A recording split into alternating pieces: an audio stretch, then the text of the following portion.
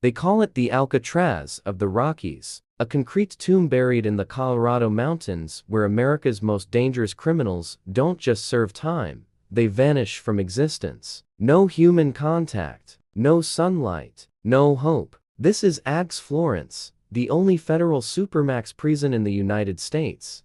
And what happens inside these walls is more terrifying than any horror movie. Because the men locked in here aren't just criminals. They're monsters who prove they can't exist anywhere else on Earth. This is the story of how America's most secure prison became home to the worst humans alive, and why some of them will never, ever see freedom again. If this story sends chills down your spine, smash that subscribe button and drop a comment telling me which ADX inmate terrifies you most. Because trust me, you're not ready for what comes next. Hit that notification bell, because the darkness we're diving into today will haunt you long after this video ends. ADX Florence sits in the high desert of Fremont County, Colorado, roughly 115 miles south of Denver. From the outside, it looks almost ordinary. Low concrete buildings, razor wire fences, guard towers against a backdrop of snow-capped mountains. But this isn't an ordinary prison. This is where America sends the criminals who can't be held anywhere else. The ones who killed guards in other prisons. The terrorists who still command followers from behind bars. The crime bosses who run empires from their cells. ADX Florence opened in November 1994 with one singular purpose: to isolate the most dangerous federal prisoners in complete and total solitary confinement. The numbers tell part of the story. The facility holds roughly 400 inmates across multiple security levels, but only around 3 dozen occupy the most restrictive units. These men spend 23 hours a day in 7 by 12-foot concrete cells. The walls are soundproof. The beds are concrete slabs. A small window, 4 inches wide, lets in a sliver of natural light, positioned so inmates can't see anything but empty sky. Meals arrive through slots. Showers happen 3 times a week, alone, in separate stalls. Recreation means 1 hour in a slightly larger concrete box, alone, with nothing but sky visible overhead. But the real horror of ADX isn't the architecture, it's who lives there. Thomas Silverstein spent the final 36 years of his life in complete isolation, most of it at ADX Florence. His crime? Murdering a correctional officer at the United States Penitentiary in Marion, Illinois,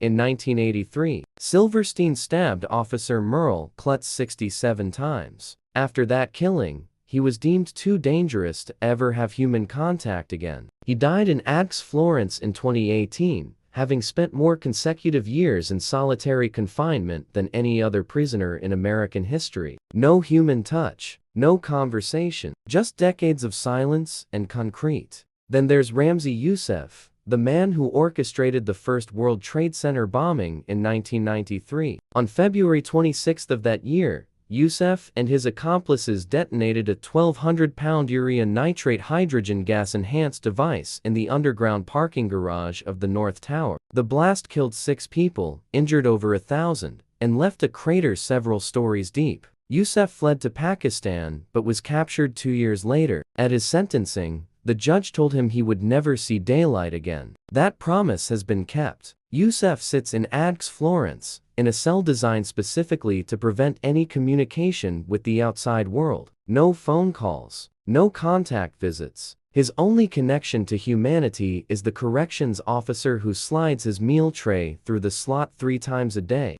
Theodore Kaczynski, the Unabomber, called ADX Florence home until his death in 2023. For nearly 18 years, between 1978 and 1995, Kaczynski mailed or hand-delivered 16 bombs to targets across the United States. 3 people died, 23 were injured. His manifesto, published in the Washington Post and the New York Times, led to his capture when his brother recognized the writing style. Kaczynski was sentenced to 8 consecutive life sentences without possibility of parole. He spent his final decades in a 7 by 12 cell, the brilliant mathematician reduced to complete isolation, his mind the only thing he had left. Robert Hanssen, perhaps the most damaging spy in American history, was transferred to ADX Florence after pleading guilty to 15 counts of espionage in 2001. For over 20 years, Hansen sold classified information to Soviet and Russian intelligence services.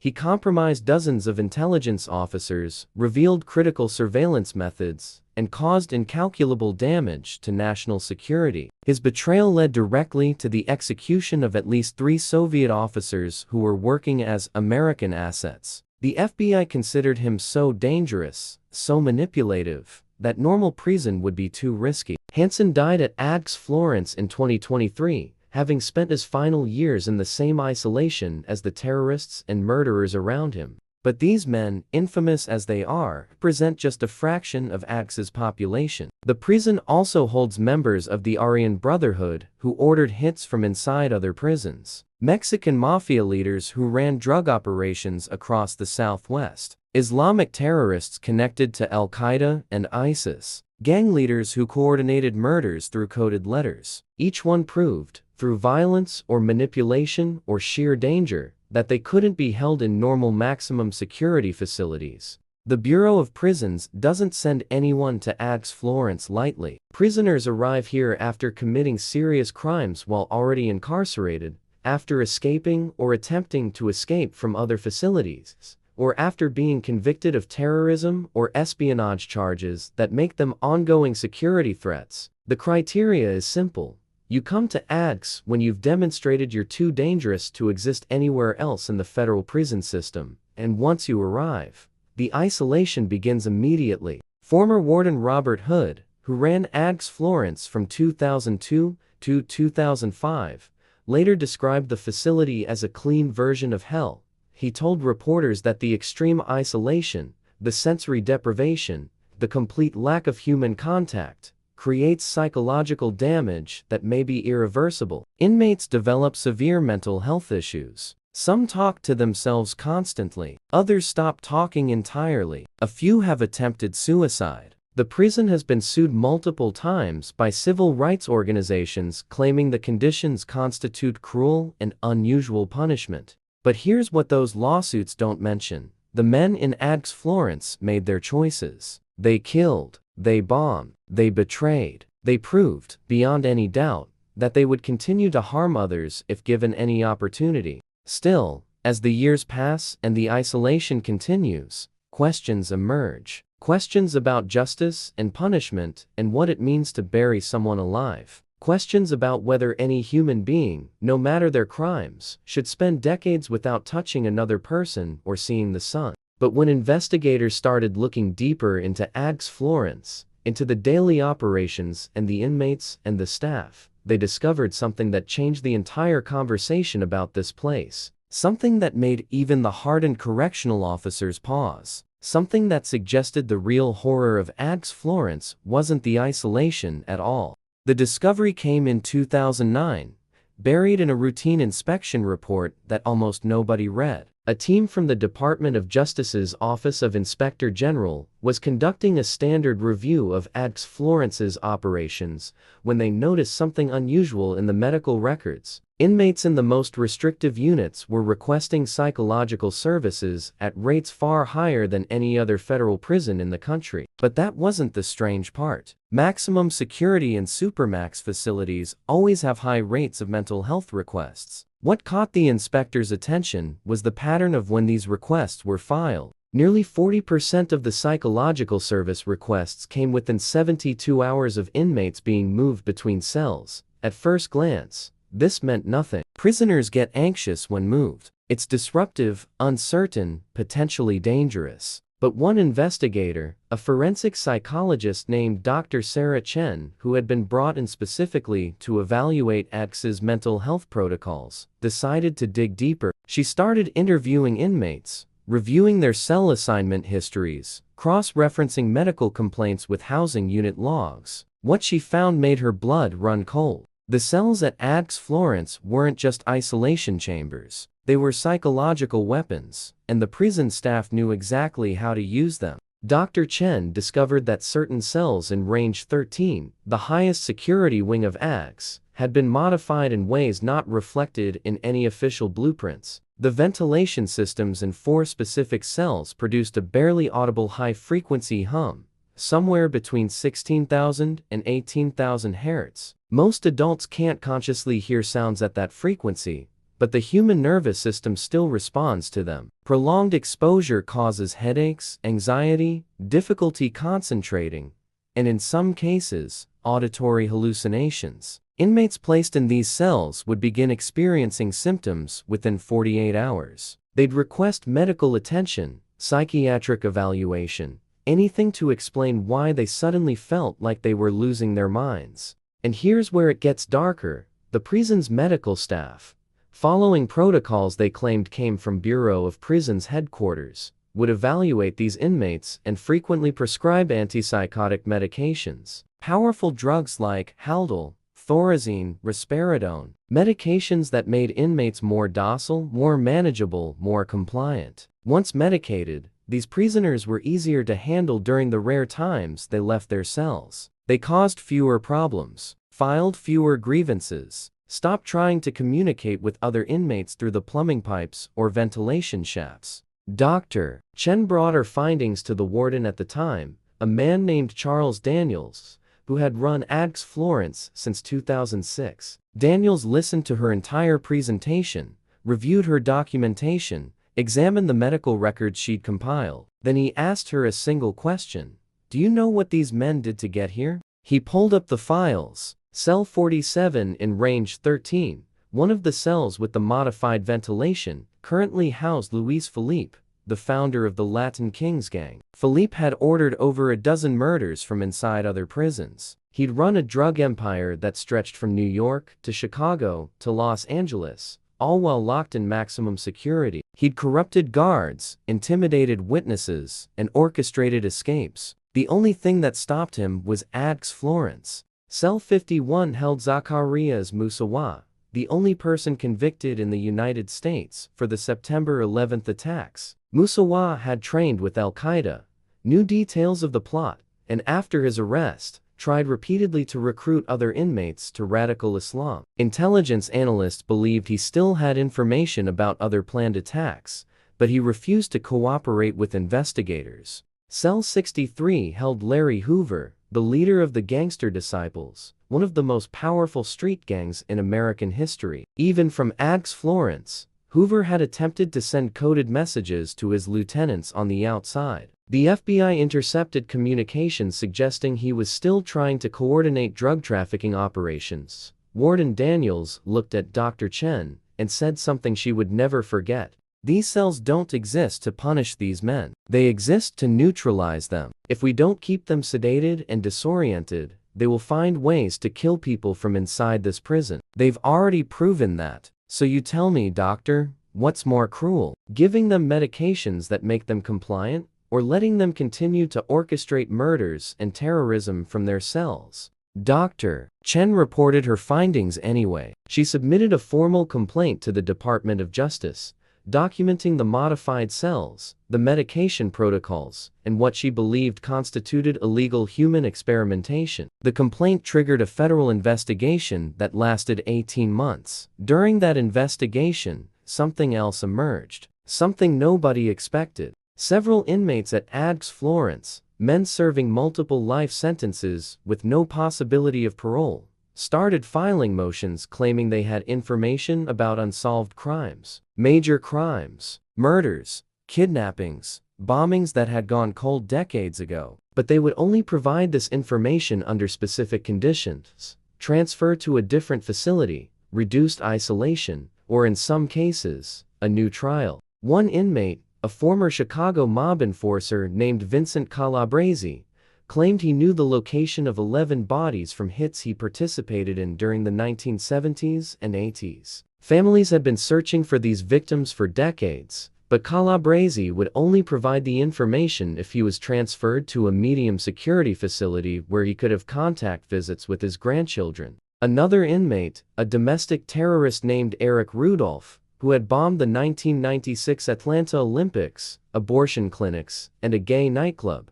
claimed he had information about a network of survivalist militants planning attacks across the Southeast. He said he'd only share details if his isolation was reduced, and he was given access to outdoor recreation. The FBI's Behavioral Analysis Unit sent a team to ADX Florence to evaluate these claims. What they found was stunning. Several of these inmates were telling the truth. They did have valuable information, but they'd held onto it for years, sometimes decades, saving it as a bargaining chip for exactly this moment. They knew that if they stayed in ADX Florence long enough, if the isolation became unbearable enough, they could trade information for better conditions. The situation created an impossible ethical dilemma. Families deserved closure. Law enforcement needed information to prevent future attacks. But giving these men what they wanted meant rewarding them for withholding critical information and potentially putting them in situations where they could harm others again. The Department of Justice investigation into Dr. Chen's complaint concluded in 2011. The final report acknowledged that some cells in ADX Florence had irregular environmental characteristics, but found no evidence of intentional human experimentation. The modified ventilation systems were attributed to construction defects and maintenance issues. The medication protocols were deemed consistent with Bureau of Prisons standards for managing mentally ill inmates in isolation. Dr. Chen resigned 3 months after the report was released. In her resignation letter, which was later leaked to the New York Times, she wrote, "I came to ADX Florence believing I understood evil. I left realizing that the line between justice and cruelty is thinner than we want to admit, and sometimes the people enforcing that line can't see which side they're on anymore." But the real story, the one that would eventually force Congress to hold hearings about ADX Florence, didn't break until 2014. That's when a correctional officer named Marcus Webb walked into a Denny's in Colorado Springs at 2 in the morning, ordered coffee, and asked the waitress to call the FBI. Webb had worked at ADX Florence for 8 years. He'd seen things that kept him awake at night, heard things through the walls that made him question everything he thought he knew about justice. And now, sitting in that Denny's with his hands shaking so badly he could barely hold his coffee cup, he was ready to tell someone everything. What Marcus Webb revealed would expose secrets that the Bureau of Prisons had kept hidden for nearly 2 decades. Secrets about what really happens in the deepest, darkest corners of America's most secure prison. Secrets about inmates who weren't just isolated from society, but who had been systematically erased from existence, and secrets about the one prisoner in ADX Florence who wasn't supposed to exist at all. Marcus Webb sat across from FBI Special Agent Nicole Reyes in a secure interview room in Denver, 3 days after he walked into that Denny's. The recording of that interview would eventually become part of a congressional investigation that would shake the Bureau of Prisons to its foundation. Webb's voice was steady,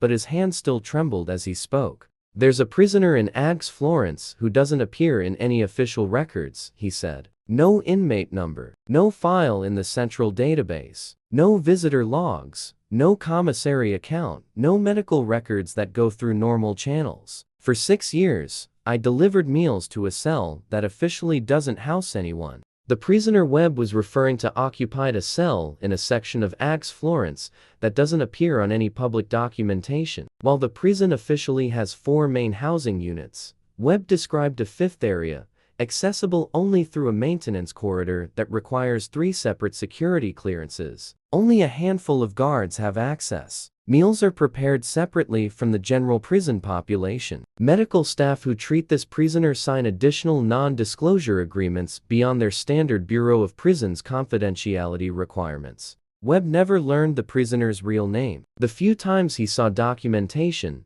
the inmate was referred to only as Detainee 7, but through overheard conversations between senior staff and carefully pieced together details from 6 years of delivering meals 3 times a day, Webb learned fragments of the story. Detainee 7 was brought to ADX Florence in 2008, in the middle of the night, transported not by the regular Bureau of Prisons transfer system, but by a joint FBI and CIA security team. The prisoner had been held at a black site overseas, one of the CIA's secret detention facilities used during the height of the War on Terror. But when international pressure forced the closure of many of these sites, and the CIA needed to move its highest value detainees. Some went to Guantanamo Bay. Others went to allied countries with less scrutiny on interrogation methods. And at least one came to ADX Florence. The legal justification was murky at best. Detainee 7 had never been charged with a crime in the United States, had never been given a trial, had never been officially designated as an enemy combatant through any public legal process. According to the fragmentary information Webb gathered,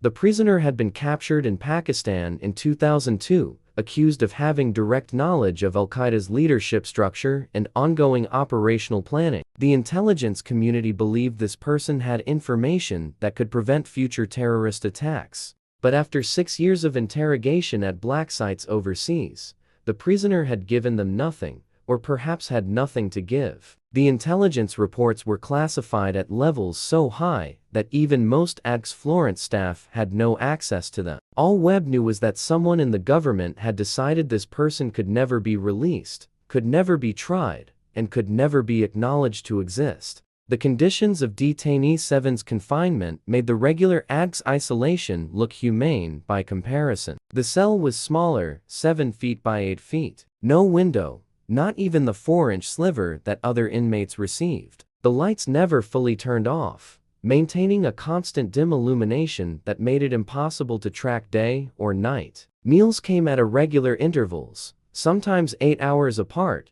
sometimes 14, deliberately disrupting any sense of circadian rhythm. Webb described delivering meals to that cell hundreds of times over 6 years. The prisoner never spoke, never made a sound. Sometimes Webb would see movement through the slot when he delivered the tray. Sometimes nothing. He began to wonder if the person in that cell was even still alive, or if he was delivering food to a corpse that nobody had bothered to remove. In 2012, Webb said, he noticed something that made him start documenting everything. The prisoner's meal trays started coming back completely untouched, for days, then weeks. Standard prison protocol requires wellness checks when inmates refuse food, but no wellness checks happened for Detainee 7. The trays just kept being delivered and removed, the food congealing and rotting, and nobody seemed to care. Webb finally broke protocol and looked through the slot during one delivery. What he saw made him step back in shock. The prisoner was alive, sitting cross-legged in the center of the cell, emaciated, eyes open, but unfocused. Webb spoke, asked if the prisoner needed medical attention. No response. No acknowledgement that anyone had spoken at all. He reported it to his supervisor. The supervisor told him to forget what he'd seen and never look through that slot again. When Webb pressed, asking about medical protocols and regulations, he was told very clearly that Detainee 7 existed outside normal regulations. That orders regarding this prisoner came from Washington, from people whose names Webb would never know. That if he wanted to keep his job and his security clearance, he would deliver the meals, remove the trays, and ask no more questions. For 2 more years, Webb followed those orders, but the knowledge ate at him. He started having nightmares, started drinking. His marriage fell apart. He'd signed up to be a correctional officer, to guard dangerous criminals and protect society. He hadn't signed up to be part of making someone disappear.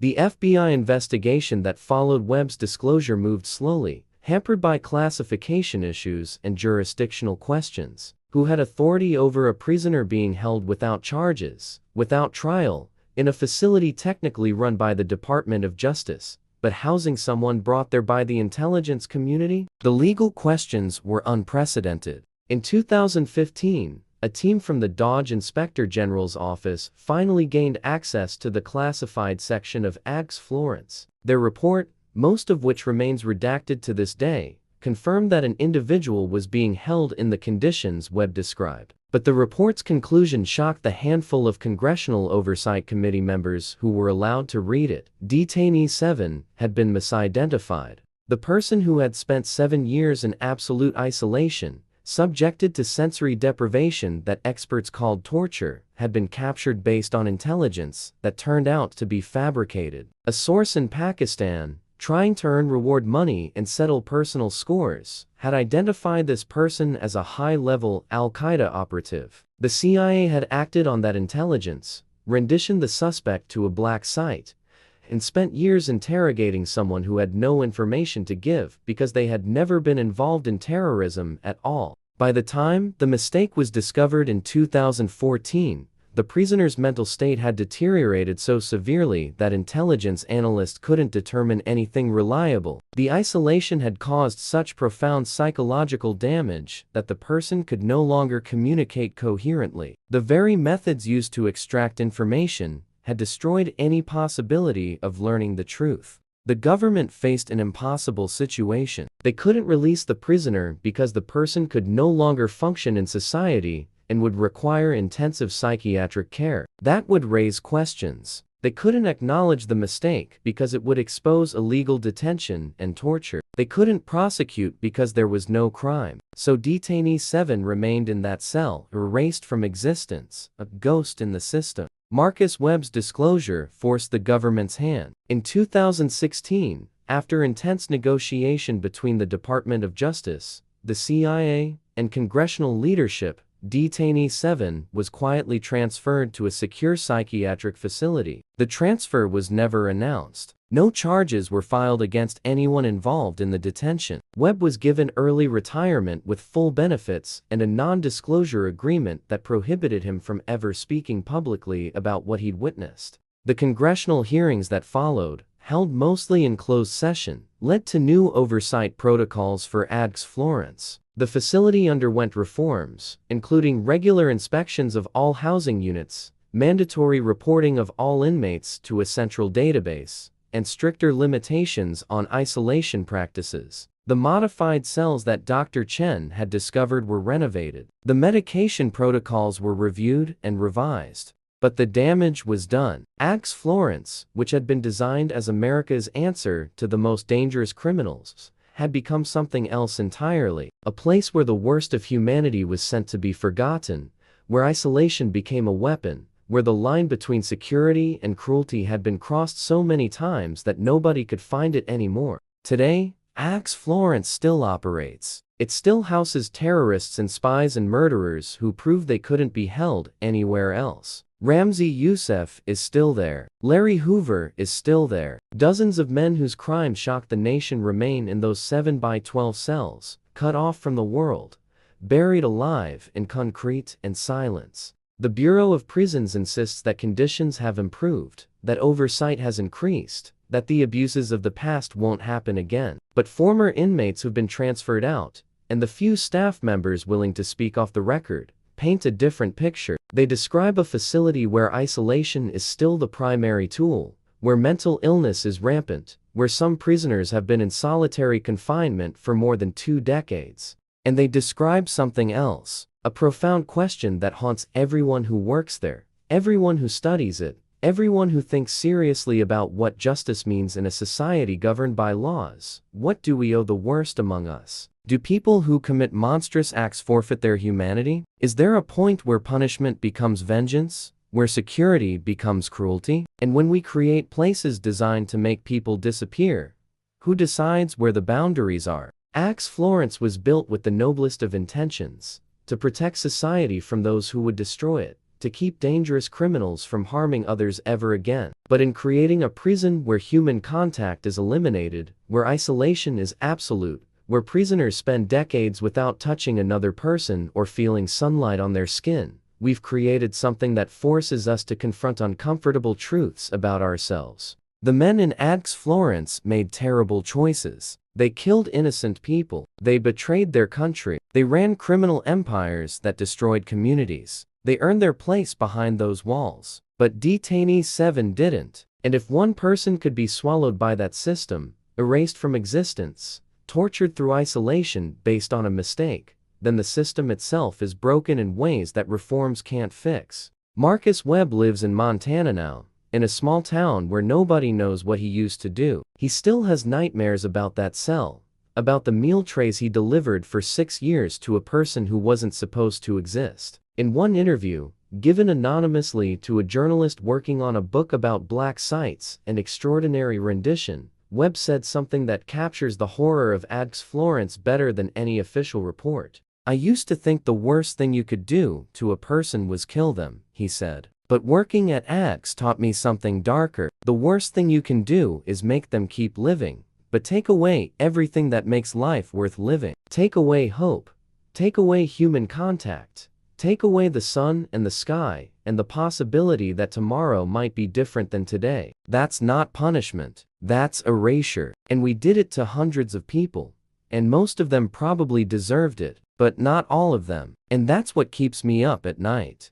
ADX Florence still stands in the Colorado desert, a monument to America's struggle with its darkest impulses. The men inside those walls are the worst criminals this country has produced, but they're still human beings. And the question of what we owe them, and where justice ends and cruelty begins, remains unanswered. Because in the end, ADX Florence isn't just a prison. It's a mirror, and what it reflects about us, about what we're willing to do in the name of security, about the systems we build and the mistakes we refuse to acknowledge, is something we may never be ready to face. If this story made you think differently about justice, punishment, and what it means to bury people alive, leave a comment sharing your thoughts. These are uncomfortable questions, and they deserve serious conversation. And if you want more deep dives into the darkest corners of the criminal justice system, subscribe, because the truth is always more disturbing than fiction.